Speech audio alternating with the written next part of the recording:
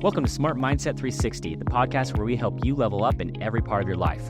I'm Kyle Koller, your host, and each episode is packed with tips on goal setting, business, health, and finance. We dive deep into the strategies that drive success and give you the tools to make real progress. Everything we discuss is about getting ahead, taking steps every day to push forward. If you're ready to push yourself, grow, and achieve your goals, you're in the right place. Let's shift your mindset and start making things happen. Big time guest today, Zach. Appreciate having you on, man. Thanks. We're just going to dive right into it. We're going to talk a little bit about self-discovery. You have also a lot of gifts, I think, that God has given you. And let's kind of talk about your journey with that. And honestly, we're just going to keep this as a really chill conversation for listeners. But I think with you, I think self-discovery is a great topic because that's really you, dude. And internally and externally. I mean, you've lost a lot of weight. You look phenomenal, by the way. Thank you. You look great. And you change a lot. And change is not easy.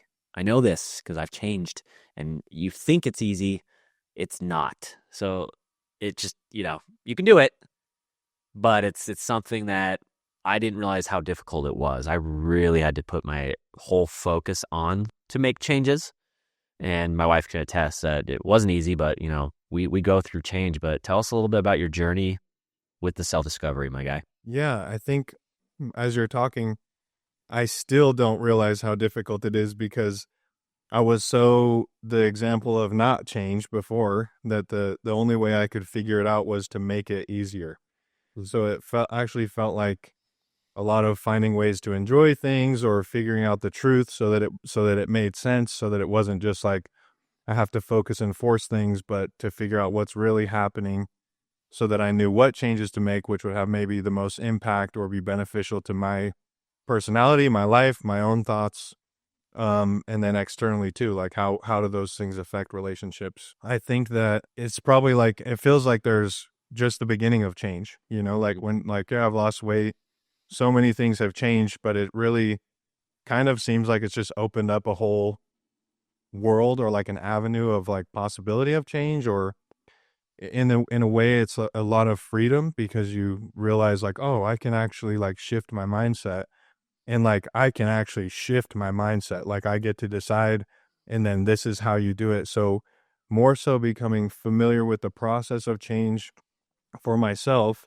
And then even tweaking that and looking from the outside of like, oh, who would I want to be? That the process itself has been kind of the joy, like starting to understand how does Zachary Wharton cause results? How can I cause results for myself that I benefit and enjoy? And then inside of that, because a lot of it was looking at other people, I spent like 2 years just watching healthy people. I remember I was at a Maverick and this dude hopped out of like a G-Wagon or something. And I said out loud, that guy is not fat, And so I'm like watching him walk in and I just went, dang it, I've got to figure this out. Yeah. And I literally spent 1.5 or 2 years just saying, what's really going on? Okay, clearly other people are not eating as much as me. Why? Why do I do this? And why do they do that? Finding the value and then finding out ways to implement the value.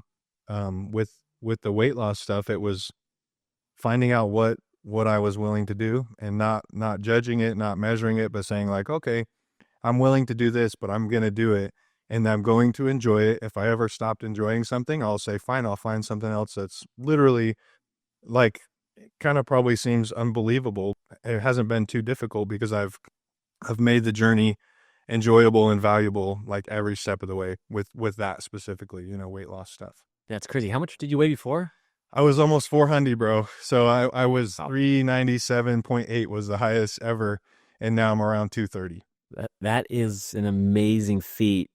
What'd you do? So I would say after that about 2-year period of just like trying to understand myself a little bit, it seemed like it led me to my own mindset, like counseling stuff, but I didn't go to a counselor.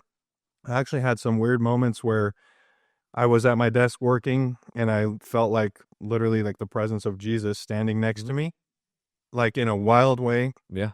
And I would all of a sudden almost like shoot back into a memory and I would re-watch the memory and I would be back at my desk. Like I knew I was at my desk the whole time, but literally vividly going through this like memory with like the lens of Christ. And then I come out of it and I had perception to think differently. And I had more understanding of like, oh, this is kind of why I do this.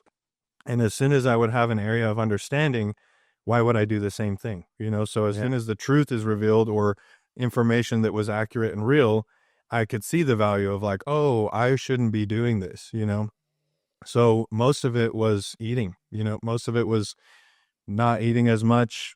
I didn't even start exercising, or only exercise that I've done still is it would be for a purpose, like Yeah. I'm getting a little older. I don't want my joints to be weak. So I start doing push-ups. And then of course everyone's like, you need to do this. You need to go hard and do this. I'm like, that's you. Yeah. And all the value I'm getting is I want to feel good and like be able to, not like protect my family, but I want to be available for whatever I need to do. But most of that, like the big initiation was seriously just going slow and looking at things that were they're probably hard to look at if you're not willing to just see the truth. There's probably a reason or something like a pain point or something that you don't think is possible yet. And so your truth is what you believe is like, oh, I'll always be a fat guy. That was my whole life. So it's like, well, I guess I'm stuck. Or in different areas I tried, or I really thought I was trying. I've done the yo-yo thing and all this. And so every failure motivated by bad information or inaccurate information just seemed to lock me into the mindset of like, yeah, probably can't do this. But of course, that's not true. Yeah, your mind definitely is its role is to try to protect you, right? Your brain's try to protect you. So, my wife said this today actually. She said she's doing some work with some professionals on mindset, and I guess she learned, and I think this is cool, but she said that anything you say out loud, whether it be negative or positive, your mind 10x's it. Yes. So if you say something negative, it's going to hyper focus on that. And so she said, say positive things about yourself or things that you want to do out loud, and then your mind will 10x it either way. So the positive mindset is huge there. And for you, I wanted to backtrack because you have gifts. You really do. And you're very spiritual and religious. I think, what you said when you had that, I would say that's kind of like a vision, to be honest, where you're able to step outside and then you came back with a totally different perspective. Tell me a little bit about kind of the stuff that's happened with your, because you use your gifts for good.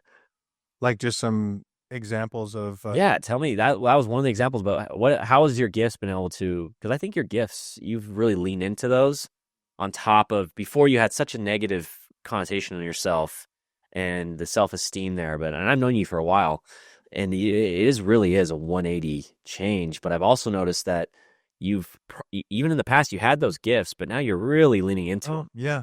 I think that is even kind of a current thing that I'm discovering is kind of seeing the value, like I think over time, even in business, like real estate stuff, it shifted from like trying to make sure you're doing the things and even being super critical, which kind of helped me, because I was hypercritical of myself, but I didn't really enjoy much. Yeah.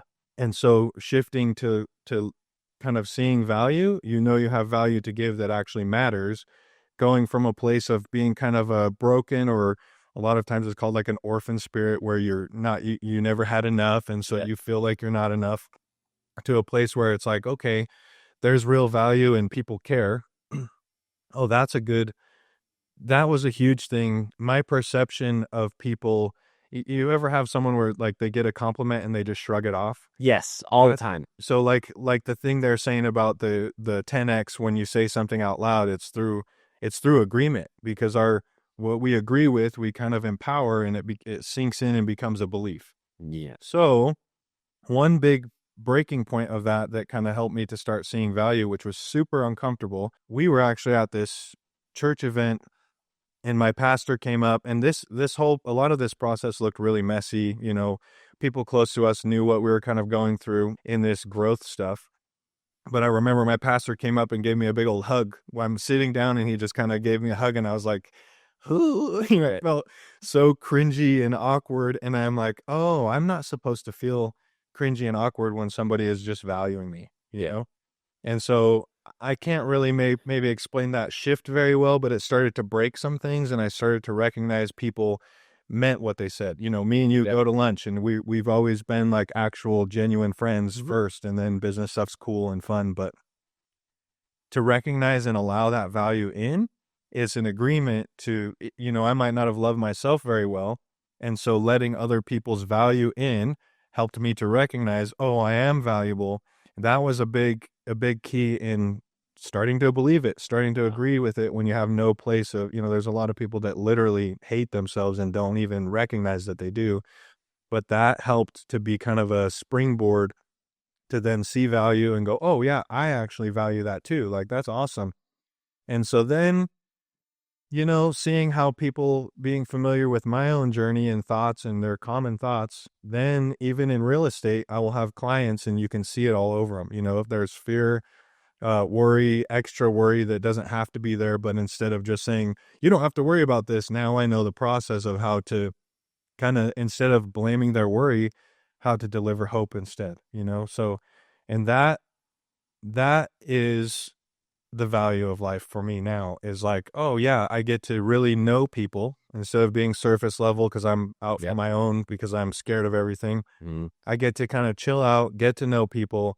And if there are areas that you can see that are like, oh man, that sucks because I've been there Yeah. and you have the real answer to give, then it's literally plug and play, you know, knowing where someone's actually at with all these different personalities and all this stuff. And then just being able to say, oh yeah, this is the help for you that's actually help. I was reading a piece in the Bible and I heard the term functional wisdom. There was a queen that went to Solomon who was supposed to be the wisest guy ever. Uh-huh. And she's like, I'm going to go find out. And so she had questions and all this stuff. And he literally answered everything. And the term I heard in my mind was functional wisdom. You know, we can say all this stuff and we have all the sales training, all the life coaching training, Mm. but it like, where's the results, you know? Yeah. So if you can actually just equip someone with a result, there's no there's nothing needed after that. They have the result, you know. So Yeah. that's been the benefit of seeing value that's hopefully actually valuable, but then being able to give that, and that's been like life, like new life for me. Yeah, it gives a, it centers around connecting with your purpose. What are some tools for self-discovery that people can be equipped with that you think that would help quite a bit? Well, I the biggest tool that I've been thinking about lately and really trying to refine and deep dive is how to maybe kill our own perspective or to not trust our own judgments Mm-hmm. because they're not accurate. Like you're always going to have stuff trying to push on you and get into My your number one worst enemy in my life has always been myself. yeah. I'm not even kidding you. Yep. I am, well, look in the mirror. It is Really cool. me. Yep. It's me. If it wasn't for me most of the time, I mean, yes, I think myself, I'm grateful that I'm very driven. I got a chip on my shoulder since a little kid. Like I want to work hard. And I definitely give myself credit for working hard and for the success that, I've been able to achieve. Yep. But I also blame myself a lot for, the shortfalls and the shortcomings. And, it's tough. Yeah. So it's like, where did you get the measurement there? Like, who told you to blame yourself? A lot of it comes from however we grew up, which is not, you know, people go through the counseling stuff and they hate Mhm. their parents for a while and then they don't, but your parents are just kids that grew up too. Yeah. We're all a mess, but nobody told us to, like, if you hate yourself, it's going to work. You know, it's such a Yeah. natural thing to be critical because you have a desired outcome. But then it's almost just like frustration that you don't have anywhere to put. So you're blaming, but that's not going to be Yeah. counterproductive. It's not going to help cause results. And I don't know how, you know, maybe just realizing those things or looking at enough to where you start to see a pattern where you're like, okay, I am my own worst enemy. So how do I counteract that? Or how do I just stop that from happening? I think a lot of it, man, there's a part that can feel cheesy with agreeing with things you don't agree with. And then there's contention with that side that would say, just speak it out, just do it, which I love. But then also on the other side is let's look at real results. So I think both of those things have to exist where you're doing affirmations, you're hunting into this new thing, but then it needs to be real. And so you need to be fair with yourself Yeah. on like, well, this is me, but I'm instead of shame, instead of pushing down on myself, I'm going to say, okay, but I'm capable. This is going to be okay. So how do I actually just fix this? How do I make tweaks and little things that I'm going to do that will shift things, I guess. Yeah, I think the first is realization, right? Once you can realize a pattern and you can see those patterns, that helps a ton. Because most of the time when why people don't change those, they don't realize, and I didn't realize those patterns. There's certain patterns of, whether something happens that, something negative happens, what do you do? When you have a bad day, what do you usually end up doing? Like looking at and seeing the triggers as well has been huge. Is like, once you realize what your triggers are and what's your stressors, and you really dive deep into, okay, Yeah. I'm getting stressed about this. What's the root cause? And sometimes the root cause isn't even the actual thing that happened to you. It's something deeper that's, not even sometimes relevant to it. It's weird how it works that way. Yeah. It's like the realizing a trigger is like a starting point to invite you on a deeper journey, because we most of the time are living so surface level. Like I think about it, I always say this to my kids. I'm like, I think about a dog that's not supposed to eat off the table and there's just a pizza on the table. And we're living so automatic, like compulsory, or just on the surface, just autopilot, making decisions that we don't even slow down enough to know the value of like a single decision and the impact, and why does this whole thing matter. When whatever the journey is, like whatever the thread, if it's a trigger or a frustration, if as long as you can find a thread to start seeing yourself deeper and finding out, why do I really do this, then I think the answers start to, as soon as the truth is revealed and reality is revealed, then it's a lot more clear to be able to, and it just goes deeper and deeper, right? Yeah. The whole journey is just more discovery. And as we see patterns, the picture gets more full. So it's like, I now have, like, there's a reliance on the truth, because it started with me working on the surface and not knowing much, and then discovering in myself and watching other people's lives and slowly digging down into, like, why do we do what we do, and what could we do and why should we do that. It's so far, it's just because I feel like it's just a surface still, although there's been a lot of change. I mean, for you, you've been able to dive deep internally for yourself. I think you're right. A lot of people have surface level relationships. Actually, matter of fact, most of the time, that's all. We don't really dive deep at all and have true relationships. But you've been able to develop with this gift of, I think it comes with care. Obviously, I think you just care more than others. But how are you able to establish a ton of these deep, good relationships with people that are just outside of family? Selflessness. So again, Yeah. like, God is love. And a part of this, one of the probably the biggest part of the journey is, like, I had a bit of a wrong view of God, like growing up in church. Yeah. We all are trying to figure him out, whatever, Yep. but to really dig into, like, dying to yourself, and people will call it ego death or Yeah. whatever. It's all good. So whatever you call Yeah. it, Yeah. die to that thing, because there's actually value. Like, there's the best part of my life is the relationships and the connection, and it's totally not dependent on what can I get, but going from that orphan mindset of there's never enough, so I have to protect myself, to, like, oh, there's enough. I can unprotect myself and let people in, or connect with people and give that value, because I know some of the pain, but knowing the value is more important. But it's just selflessness, I think. Yeah, I think that's, all a lot easier said than done. We'll wrap this up with the last question. The question I had is, what are some guidance for others that may be going through this time? Maybe they're just it really is just kind of dark. They don't know how to get out of it. It's self-doubt. I would say, you don't want to shut other people out, but you want to be careful who you let in, because everybody's going through the same, or, with that judgment thing, we're not real capable of, like, telling the truth all the time. So if you know somebody that cares and has, like, a bit of wisdom, you see some fruit in their life, then you could really oppose them on accident, because their life is calling your life to change. But if it's attacking your current beliefs through that agreement, then you're going to naturally protect against it. So if you can recognize the areas that you're pushing out that you need to let in, that will instantly cause breakthrough by force. If I'm letting something opposing in, it's like the iron sharpens iron thing. It's not comfortable, but over time you'll start to see the value and the why, and you'll align with it and live through it, the beneficial things in others that you could let in. And then also just not hiding. You find the places you're hiding and find out how to stop hiding. Just stop hiding. I mean, you're going to find people that, it's vulnerable, right? But you're going to find people that got your back regardless. And so just find your people. Well, dude, this is good. We're having you on again. Okay. We're going to talk a little bit more, but appreciate you, Zach. Awesome. Thank you.